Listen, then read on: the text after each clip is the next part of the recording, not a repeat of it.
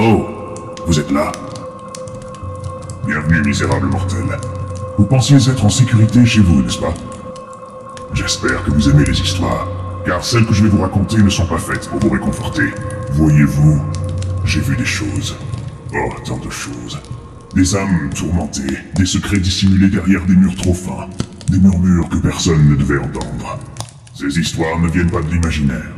Elles sont inspirées de faits réels, d'événements qui auraient pu vous arriver. Installez-vous et écoutez bien.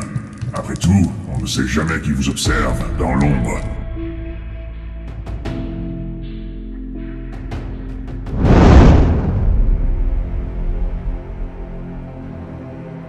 Nous sommes le 12 novembre 2013, à Lyon. L'automne est bien entamé. Un vent glacial s'engouffre entre les immeubles, soulevant les feuilles mortes qui tapissent les trottoirs humides. Le ciel est bas, couvert d'une chape grise menaçante. Dans un petit immeuble du centre-ville, au 3e étage, vit Marc Lévesque. 38 ans, célibataire, employé de bureau sans histoire. Un homme discret, presque effacé. Ses journées sont rythmées par la monotonie. Lever à 7, café noir sans sucre, trajet en métro, 8 heures à taper sur un clavier avant de rentrer chez lui, seul dans un appartement exigu qu'il loue depuis maintenant 5 ans. Marc n'a pas d'amis proches, pas de famille à Lyon. Son quotidien se résume à des dîners réchauffés au micro-ondes et des soirées devant son écran.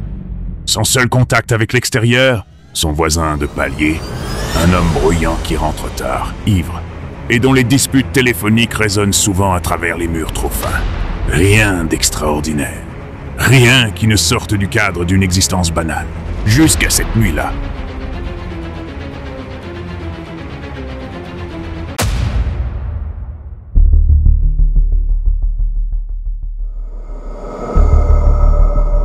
Cette nuit-là, Marc est réveillé en sursaut. Un bruit, faible, à peine audible. Un grattement venant du mur derrière son lit. Il tend l'oreille. Rien. Il soupire, remet sa couverture et tente de se rendormir. Mais le lendemain, le bruit revient. Toujours ce grattement lent, irrégulier, comme si quelque chose raclait la cloison. Marc fronce les sourcils. Peut-être une canalisation? Des souris dans les murs? Une semaine passe. Le bruit persiste. Puis, un soir, il change de nature. Un murmure, faible, étouffé, comme un souffle à travers le plâtre. Marc, il se fige. Son cœur rate un battement, il se redresse, fixe le mur. Silence. Puis à nouveau. Marc, tu m'entends? Marc bondit du lit, allume toutes les lumières, regarde autour de lui. Il est seul, impossible. C'est une blague, un voisin qui s'amuse, il colle son oreille contre le mur. Rien, la nuit suivante, la voix revient. Je sais ce qu'il t'a pris. Il faut que tu le fasses. Marc sent un frisson glacé lui parcourir l'échine. Qui parle? Et de quoi? Il en parle au concierge, à son voisin du dessus. Personne n'entend rien. Mais lui, chaque nuit, il entend. Et la voix insiste. Tu sais qu'il le mérite.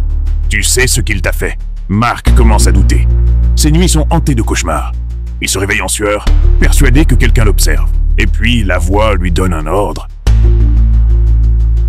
Ce soir-là, Marc ne ferme pas l'œil. Il fixe son mur, le cœur battant. Il sent que quelque chose va se passer. Ce soir, 22 heures. Il sortira du bar comme toujours. Tu dois le faire. Marc enfile son manteau. Il ne réfléchit plus. Comme un automate, il prend un couteau de cuisine et descend dans la rue. 22h03. Son voisin traverse la rue, titubant légèrement. Marc s'avance. Un éclair d'acier, un cri étranglé. Le sang coule sur le bitume. Son voisin s'effondre. Ses yeux restent ouverts, fixant le vide. Marc, lui, reste immobile. L'arme tremble dans sa main. Il sent quelque chose derrière lui. Comme une présence, une ombre qui l'engloutit. Une chaleur étrange, un souffle glacé à son oreille. Bien joué, Marc. La voix. Elle est là. Juste derrière lui. Les sirènes de police brisent le silence de la nuit. Marc ne bouge pas.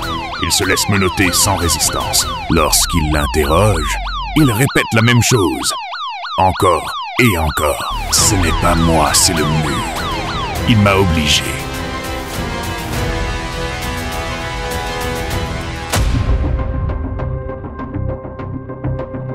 Les policiers perquisitionnent l'appartement.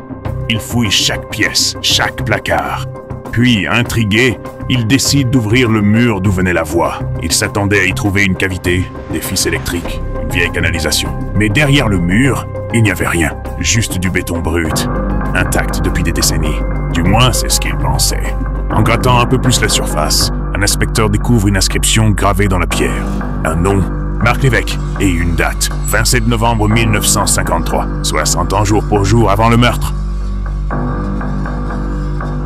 Nous sommes quelques mois après le meurtre. Marc Lévesque n'a plus remis les pieds dans son appartement. Il n'a plus rien dit depuis son arrestation. Aujourd'hui, il est interné dans un hôpital psychiatrique, placé sous surveillance constante. Son dossier médical le décrit comme délirant, schizophrène, incapable d'expliquer son acte. Il ne dort plus. La nuit, il reste assis sur son lit, le dos collé au mur, les yeux grands ouverts. Ses lèvres bougent légèrement, mais aucun son n'en sort. Les médecins pensent qu'il est en plein délire.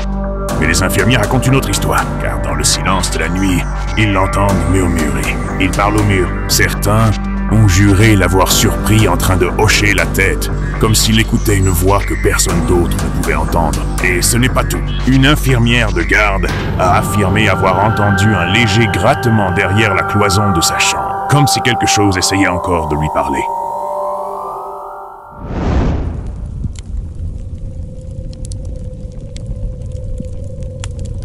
Alors, cette histoire vous a-t-elle fait frissonner, pauvres âmes?